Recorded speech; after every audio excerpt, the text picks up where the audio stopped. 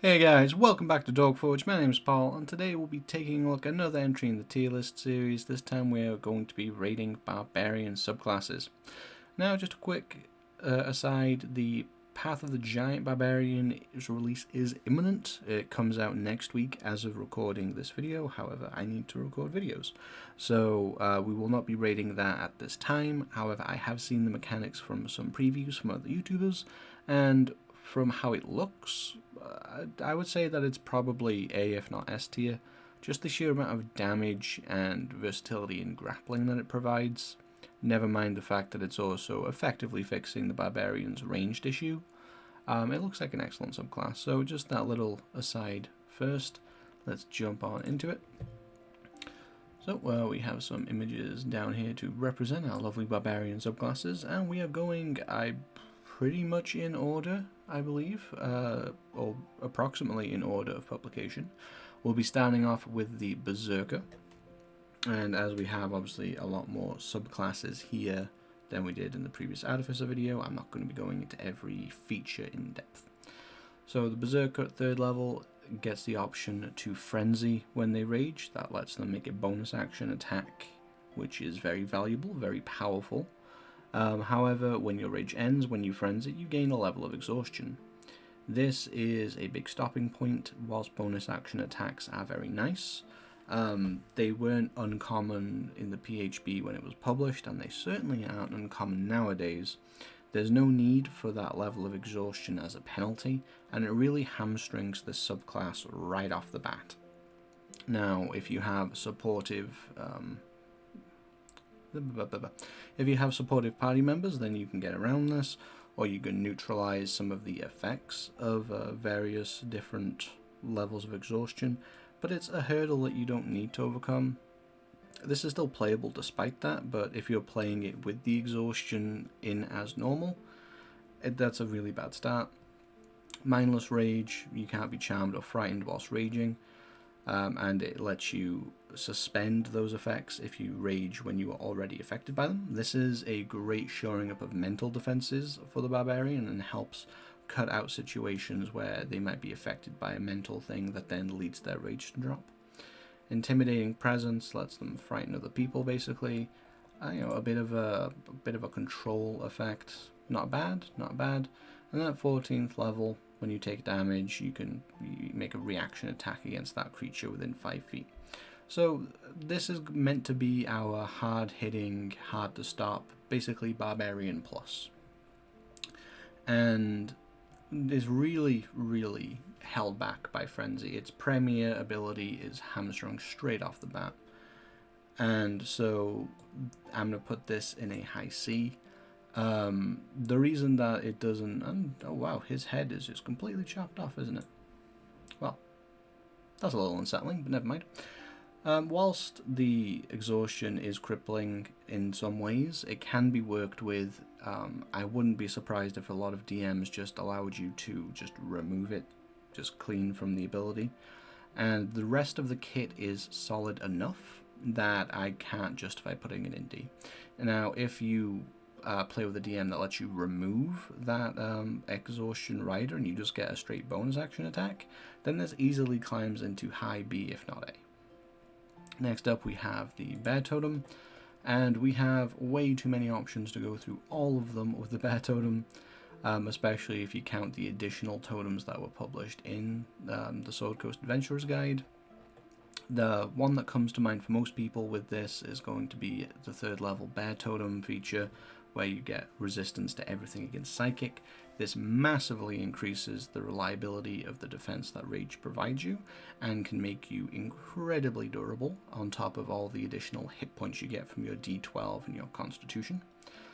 Otherwise, we get the Wolf, which gives you a friend's advantage on melee attacks against anyone within 5 feet of you. This doesn't apply to you, so you would still have to Reckless for your own advantage. And that is really going to be party dependent, because if you don't have a melee heavy party, and by melee heavy, if you're going to get any use out of this, you should be at least 2+ creatures. I say creatures because you could have something like a Ranger's Companion, a a steel defender from a battlesmith artificer. Like, it doesn't have to be actual PCs that are in melee with you, but you need more than one, ideally minimum of 2 for this to be worth anything. This also can be valuable if your party makes use of summoning spells, because that can be a very easy way to just up their effectiveness. And Eagle is the other main PHB one, which is just a bit of a mobility boost. When you're raging and you're not wearing heavy armor, other creatures have disadvantage on opportunity attacks against you, and you can dash as a bonus action. It's okay. It's kind of enabling a skirmishing playstyle, but that's arguably better enabled by just taking the mobile feat, and you already get a 10-foot boost from your 5th level anyway. So I don't really rate the Eagle that high. If you want to skirmish as a Barbarian, there are other ways to do it, but it's okay. You also get some ritual spellcasting, which is quite interesting and really fleshes out the Barbarian outside of combat, which is something that a lot of people agree that it struggles with. And you also get Commune with Nature at 10th level. At 14th level, you can fly, and that is pretty cool. And you can also do a lot of stuff, but the Eagle totem at 14th level letting you basically fly jump.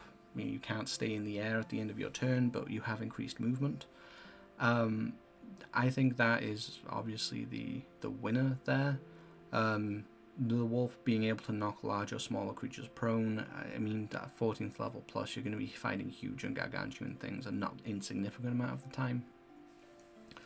And the bear one is, it's okay. But being able to fly, adding that big jump of mobility is really nice. The Barbarian bear totem, not bear, I'm saying bear totem, but the totem warrior in general, I'm going to have to put in S tier. Partially because it gives you something to do outside of combat, partially because bear is so strong, but you just have so many options. And if you weren't aware of this and you're watching this video, just because you pick like bear at 3rd level does not mean you have to pick bear at every other level. Every time you gain a new totem feature, you pick whatever animal you want for it.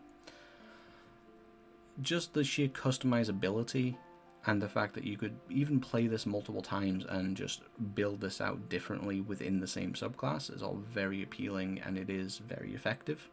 So I think that warrants an S.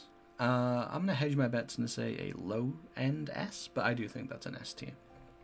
Next, we have this weird guy, which is the art that I found for the Battle Rager. A Battle Rager is a Sword Coast Adventurers Guide subclass. It is restricted to dwarves only, which is kind of stupid, and I mean it's lore-centric, but as a player option nowadays, it's kind of stupid. And that's going to be a knock of it to begin with. It's based around wearing a special type of armor called spiked armor. That costs 75 gold, and it gives you an AC of 14 plus dex up to max plus 2. It's medium armor, but you still have disadvantage on stealth rolls. And 3rd level, you're going to be able to make a bonus action attack for D4 piercing plus strength. So this is effectively like a subclass version of getting the Polearm Master like bonus action attack. And when you use the attack action to grapple, the creature takes 3 piercing if your grapple succeeds. So that's only when you initiate the grapple, not recurringly, and it's only 3 damage, so this is not going to age particularly well.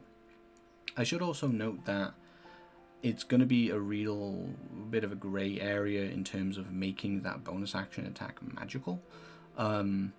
Possibly if you get like a +1 or a mithril version or something of this armor, but definitely speak to your DM, and that's definitely one of the problems this has.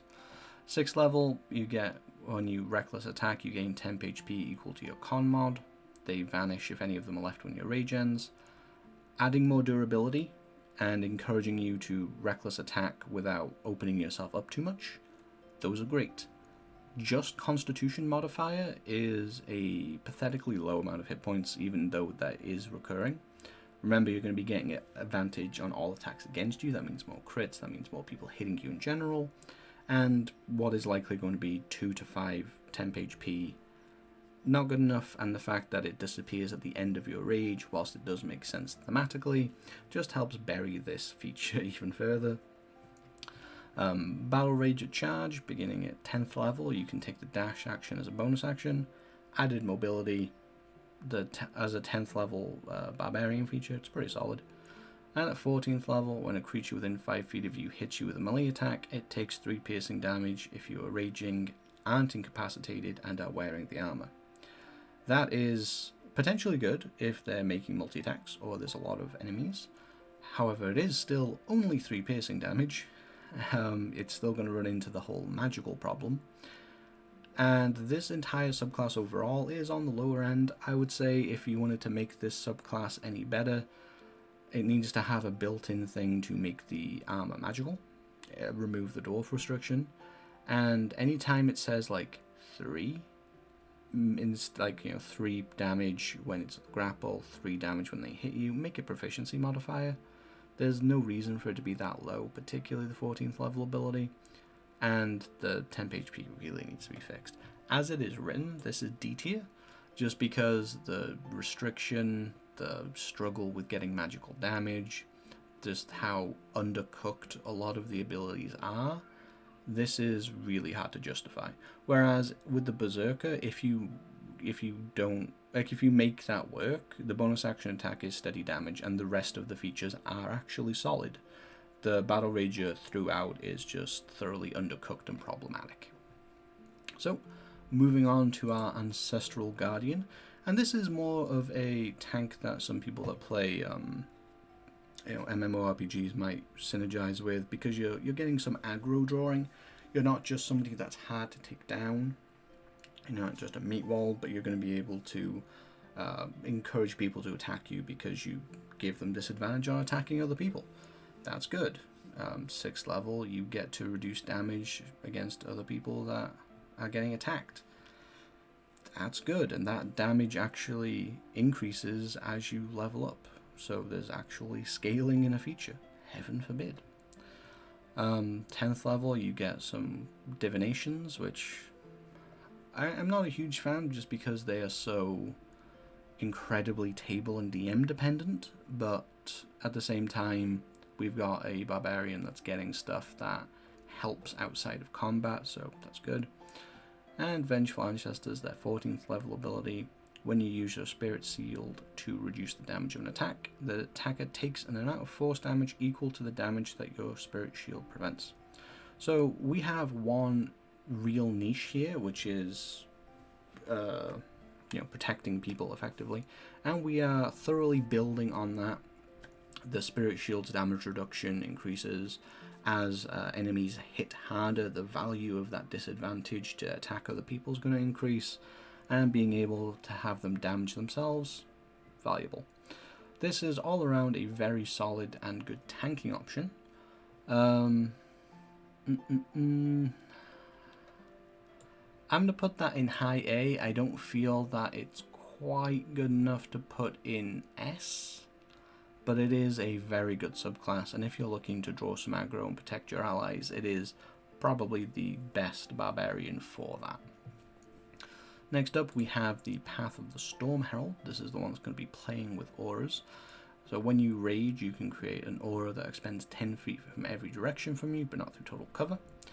Its DC is based off your constitution, which is nice, and you get 3 options.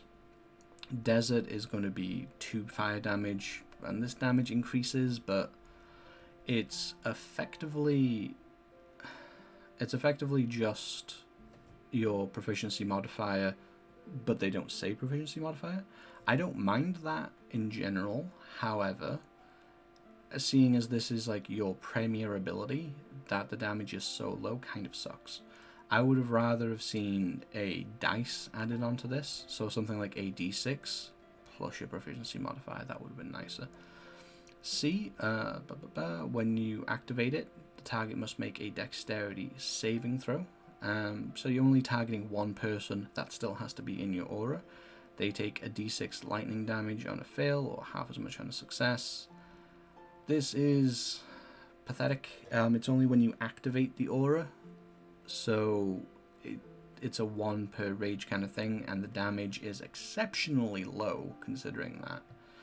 And finally, Tundra. When activated, each creature of your choice in your aura gets 2 temp hit points and those temp HP start off at 2, but then they increase based on your proficiency modifier effectively, as long as you stay single classed.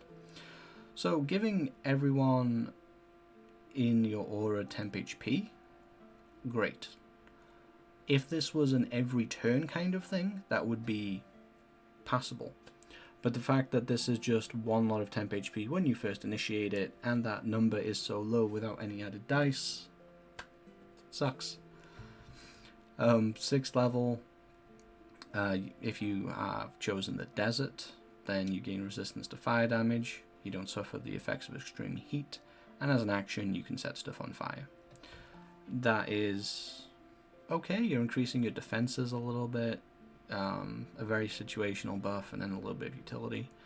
C, resistance to lightning damage, you can breathe underwater, you get swim speed, that's much better in general. Tundra, resistant to cold damage, you don't care about extreme cold, and as an action you can touch water and make a 5-foot cube turn into ice that melts after 1 minute.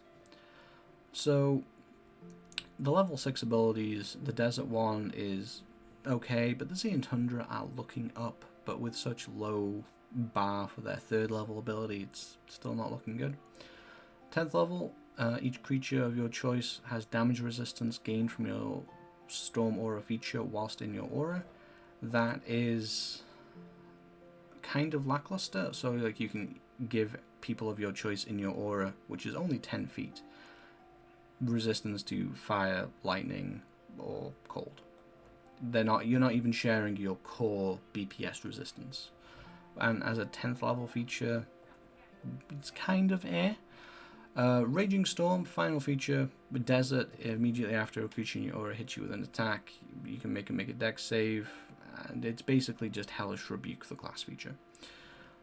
The damage is equal to half your Barbarian level, so again, really undercooking the damage numbers here for some reason. C, when you hit a creature in your aura with an attack, you can use your reaction to force that creature to make a strength save and knock them prone. There's no size category limitation on here, so that's actually pretty good, and it's giving you a way to use your reaction beyond just opportunity attacks, which is quite nice. Tundra, the creature must succeed on a strength saving throw, or its speed is reduced to 0 until the start of your next turn, as magical, explicitly magical, frost covers it. That didn't need to be called out as magical. That opens up some things, and just reducing somebody to 0. Yeah. Now, this is so underbaked in terms of the numbers that they give you for stuff, that whilst you can certainly make this work, and there's a lot of thematic fun, there is no way I can rate this on par with the Berserker, and it is very much in line with the Battle Rager down in D tier.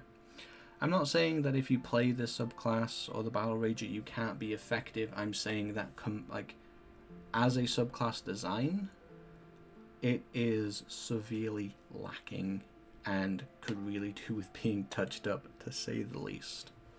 Finally, from Xanathars, we have the Path of the Zealot. This is going to be kind of like our redo at a heavy-hitting Barbarian. So, Divine Fury. Whilst you're raging, the first creature you hit on each of your turns with a weapon attack takes extra damage. That's a d6 plus half your Barbarian level. Radiant or Necrotic, you choose when you gain the feature. So the damage boost itself isn't massive, but it does scale. The damage is on the first person you hit. You don't get the option to choose, which I'm not a great fan of. And you have to choose the damage type when you gain the feature rather than choosing at the time. This feature could have been a lot more flexible, but as it is, it's good enough, and it does add a meaningful amount of damage onto a Barbarian. For those people that think that a Barbarian's damage really stagnates towards the latter half of the game, the scaling nature of this can really help that out a little bit. And then, of course, it doesn't cost you any gold, or the spellcaster any gold, to res you up from death. That is a benefit to some. I know one particular Barbarian that would have cost his party a lot less gold if he was this subclass, I will say that. 6th level, if you fail a saving throw whilst raging, you can re-roll it. You must use the new roll. You can use this once per rage. So potentially, once every single rage, and you can rage multiple times per combat, you get Indomitable. Considering that the Barbarian has a potential weakness to saving throws that might restrict them from meeting the conditions of their rage, this is a very solid ability.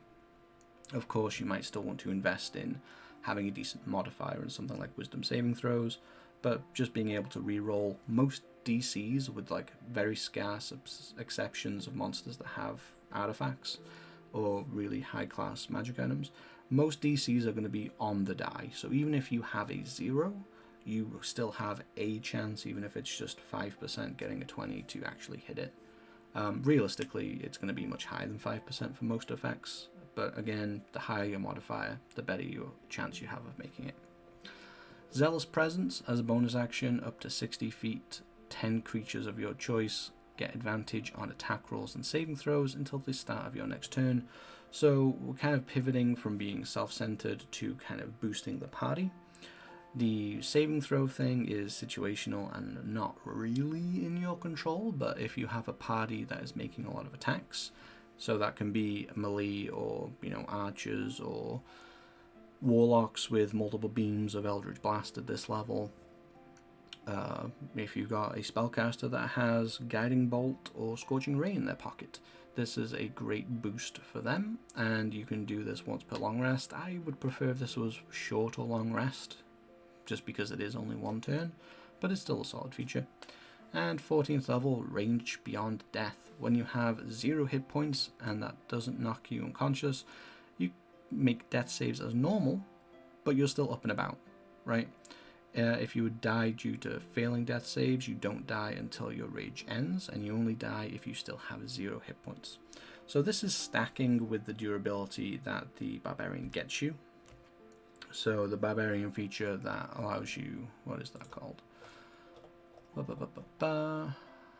Relentless Rage, that stops you from dropping to 0. That would help you in general survive, and then once you go beyond that, you get Rage Beyond Death. And all you need to do is have somebody heal you or down a healing potion yourself, or if you picked up a healing feature, and then you're up. This is an excellent feature that greatly increases the durability, and this kind of really rounds out this Barbarian subclass, as they really took most aspects of the Barbarian and just kind of bumped them a little bit. Damage, durability, defenses, they kind of raised them all quite roundly. And whilst I would prefer a little bit of a tweak to Divine Fury, ideally, I gotta say this is an S tier. Like, all of the features are solid, whilst Zealous Presence at 10th level, that is a little dependent on your party. It's easy enough to work with the Barbarian in that regard. And there's so much going for it, covering all of its bases, tackling that damage drop-off in the latter half of the game, that I think this does warrant an S tier rating. And finally, we have our Tasha Cauldron of Everything Barbarian, starting off with the Path of the Beast. Now, this is going to be a very flexible Barbarian. You're going to get 3 different natural weapons you choose from when you rage. A Bite, that's going to do a D8 and gives you a hit point regen equal to your proficiency bonus, as long as you are less than half of your current hit points. So you have to be less than half. It's only a proficiency bonus, but that can stack with your resistance to make you a bit more durable. This is great if you're already injured going into the fight, or you re-rage to try and keep yourself alive. It's not a natural weapon I particularly like. Claws, a D6 weapon that lets you, when you make the attack action, gives you an additional claw attack as part of the same action. That means at 3rd level, you're making 2 attacks with the action. 5th level, you're making 3 attacks with the action. And it can be read because the claws are explicitly, as all the other weapons given here, are simple melee weapons. So if you take the dual wielder feat, then unless your DM is really picky about what wielding means, and you're not wielding your claws, which I can't see many DMs arguing personally, then you could potentially 2-weapon fight with your claws. Meaning that if you pick that up as a variant human or custom lineage, or you pick it up with an ASI at some point later, from 5th level onwards, you'll be making 4 attacks a turn, D6 plus strength plus your rage bonus, and that's nice. That is very nice. And finally, we have the tail. The tail is a D8 piercing damage. It gives the reach property, so this is opening up some skirmish potential and reducing the risk of you not being able to reach your target. And if a creature within 10 feet of you hits you with an attack roll, you can roll a D8 as a reaction and boost your AC. So this is kind of like defensive duelist, but instead of a fixed number of dice. It's unfortunately within 10 feet, but it's still a valuable defensive feature. Overall, the ability to switch between these simple weapons when you rage is a really good thing, in my opinion. You're not locked into choosing one when you get the subclass, so you can really tailor it to what's going on. Gives you a lot of flexibility, but you can still build into them, like the dual wielder example I gave with the claws. 6th level, Bestial Soul. This is another really customizable thing. When you finish a short or long rest, you choose one of the benefits from the ability, which is a swim speed equal to your walk speed and you can breathe underwater, or a climb speed equal to your walk speed and you can climb difficult surfaces, including upside down without needing to make an ability check. This is effectively spider climb. Or when you jump, you can make an athletics check and extend your jump by a number of feet equal to the check's total. Now, if you're raging, you're going to have advantage on that check. You should have proficiency, so you can really jump crazy distance. Just bear in mind that that jump is still constrained by your overall movement speed. You need to have enough movement speed left to complete the jump. 10th level, Infectious Fury. When you hit a creature with your natural weapons, so it has to be something that you get from the subclass. When you are raging, the beast within curses the target. It must make a wisdom saving throw, which uses your constitution modifier for the DC, and then you choose one of two different things. The target takes 2d12 psychic damage, or it must use its reaction to make a melee attack against a creature of your choice that you can see. Both 2d12 psychic, that's good. Obviously psychic's not applicable to every creature, but the other one, say if you're fighting a golem, psychic's not going to work. Making them smack their friend definitely will. And you can do that proficiency bonus times per long rest. So you're getting enough uses of this, and it's kind of giving you like your own little barbarian smite, although the fact that you have to make it have them make a wisdom save isn't the best, but it's still a solid feature. And 14th level. When you enter your range, when you enter your rage, choose a number of creatures willing that you can see within 30 feet equal to your con mod. You gain 5 temp HP for each creature that accepts the feature. Until the rage ends, the chosen creatures can each use the following benefit once on each of their turns. When they hit a target with an attack roll and deal damage, the creature can roll a d6 and add that damage to it. So it's basically like giving everybody Hunter's Mark, kind of, but only once per turn. And it's giving you a scaling amount of temp HP. Temp HP that does not explicitly expire when the rage ends, so you can carry it forward. 5 temp HP per creature. It's a 14th level feature. You should really have a con of at least a +3, but at this level it could be a +4 or more, especially when you've got incentive to lean into your con with the DC in this feature. This is a very solid feature. You can do it proficiency times per day, and you're boosting everybody around you, right? This is a really solid feature. The amount of versatility, the different benefits you can get, addressing mobility concerns, addressing damage concerns. This is a very well-rounded, very well-designed subclass, in my opinion, that I'm going to put an S. I can't see anywhere where it's really falling short. No, the natural weapons are not going to be the most devastating thing you've ever used, but you still have the option of, even with the claws, using like Great Weapon Master and just making a single claw attack to get the bonus one. You know, you can still use normal weapons, normal damage optimization tactics, and just mix in your weapons as you want to get the benefits of them, which is really nice. It's a very solid subclass.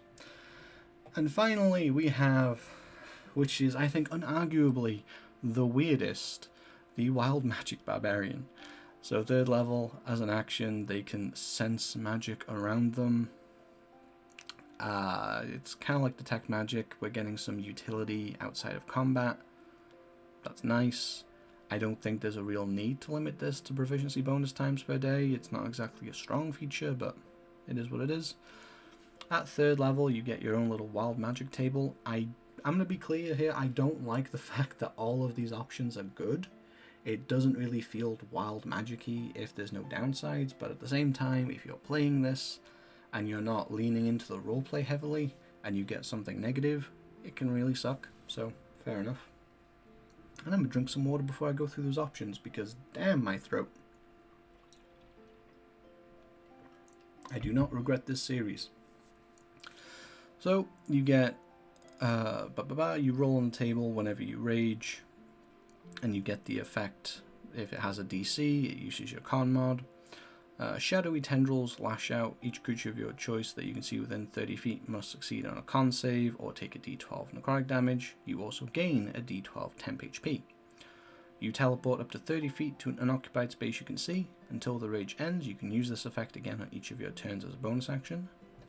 The first one is kind of it's like a one-time AoE and one-time infusion of temp HP. The d12 is going to age poorly, and it is very swingy. They should have tacked on con mod or proficiency bonus or half barbarian level. They should have had some kind of scaling number tagged into that. The bonus action teleport, basically Misty Step for free without, going against your rage. That's excellent. You conjure a spirit, which can be a flump, which is hilarious. Appears within 5 foot of a creature of your choice within 30 feet. At the end of the turn, the spirit explodes because flump suicide bombers, and each creature within 5 feet must make a dex save or take a d6 force damage. Until your rage ends, you can use this effect again, summoning with a bonus action. It's only a d6. Granted, it's an AoE you can do as a bonus action, but it's still a d6, and that needs to scale better. So either bump up the damage die as it goes beyond, or add a scaling number. Come on, this is not hard. Number 4, you basically, one weapon that you're touching, the damage changes to force, it becomes a light thrown weapon, and it comes back to you. This can potentially address your range concerns, if you actually get this. 5, when a creature hits you with an attack roll before your rage ends, it takes a d6 damage. Force. That's very solid, and it's when you get hit, so a d6 is acceptable. 6, until your rage ends, you are surrounded by multicolored protective lights. You gain a +1 bonus to AC, and while within 10 feet of you, your allies gain the same bonus. +1 to AC is not huge, but the fact that it's applying to allies within 10 feet of you as well, it can be forgiven for not being higher. That's a pretty good ability. 7, the ground within 15 feet of you is difficult terrain for your enemies. This is good for your tanking, being able to potentially lock down enemies a little easier. And 8, lightning shoots out of your chest like you have an Iron Man unibeam. Another creature of your choice within 30 feet you can see makes a con save or takes a d6 radiant damage and is blinded until the start of your next turn.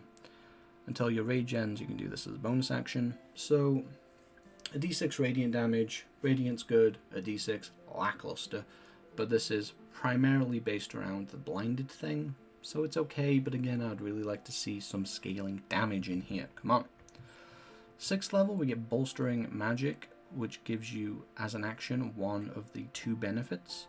For 10 minutes, that creature can roll a d3 whenever making an attack roll ability check, an attack roll or an ability check, and add the number to the d20. That is excellent, really, for 10 whole minutes. And this, I don't think requires your concentration either. Nope. That's a solid ability. And you can use this on yourself. So this really does help if you want to go down the Great Weapon Master route as well. Or if you want to grapple. Or you can touch someone, roll a d3, and that creature regains 1 expended spell slot, the level of which is equal to the number rolled or lower the creature's choice. So you're acting kind of like a magical battery, and you can use this feature where you pick each thing you do every time. Proficiency bonus times per day. This is actually an excellent feature and is propping up the subclass in my opinion. There's no restriction on having these things overlap, so you could touch a creature, so you could touch yourself, Yes, I know what I said. You could also use it on an ally. You both get a D3, so maybe you have Great Weapon Master and the fighter has Sharpshooter. You buff both of yourselves. You're more likely to hit that plus 10 damage. Or maybe you have somebody that, a spellcaster that's a little bit wasteful with their spell slots, so maybe you just want to let them go a little bit ham. Then you can boost them up again. Particularly good for healers or support features to get more of that out there. 10th level. And stable backlash. When you are in peril during your rage, the magic inside you lashes out. Immediately after you take damage or fail a saving throw while raging, you can use a reaction to roll on the wild magic table and immediately produce that effect. That effect then replaces your current wild magic effect. This is such a mixed bag that could potentially not be helpful at all, and could potentially downgrade the thing that you already got. So, not a fan personally, but it leans into the chaos aspect of this, I guess. And 14th level, whenever you roll on the wild magic table, so when you rage or when you use unstable backlash, you roll twice and you choose which effect you want. If you roll the same number on both dice, you ignore it and choose whichever you wish, adding a bit more control to the chaos. Some of the effects in the subclass have potential. Certainly bolstering magic is great. Magic awareness is okay. With how undercooked, again, some of the numbers are in here, the lack of scaling and just the randomness of it, you can't really build around it too much. I'm going to say that this is a subclass that some people will have a lot of fun with. They will definitely have a lot of fun with. It'll be very roleplay centric. Perhaps you want to play with another friend that's playing a wild magic sorcerer and you both do wild magic. I've never seen that before, I promise. That could be a lot of fun. In terms of the effectiveness of the subclass, which is what we are primarily rating on, I gotta give this a B. It's not as good as Ancestral Guardian. It just isn't. It's too random, and the lack of scaling really hurts. And I'm gonna be honest, bolstering magic is really what is propping this up. If the 6th level feature was significantly weaker than it actually is, I could see this easily going down into C tier. But that is just what I think. That is my extended ramblings on the Barbarian subclasses. Thank you if you have made it this far through, and if you like these long form videos, don't worry, there are plenty more coming. However, there are also shorter videos, more around builds and whatnot, that tickle your fancy as well. If you have made it this far, you clearly like me talking, rambling, stumbling over my words and whatnot, so please hit that like button and subscribe. It really does help the channel and I do appreciate it greatly. And until next time, I've been Paul and I will see you at the Forge.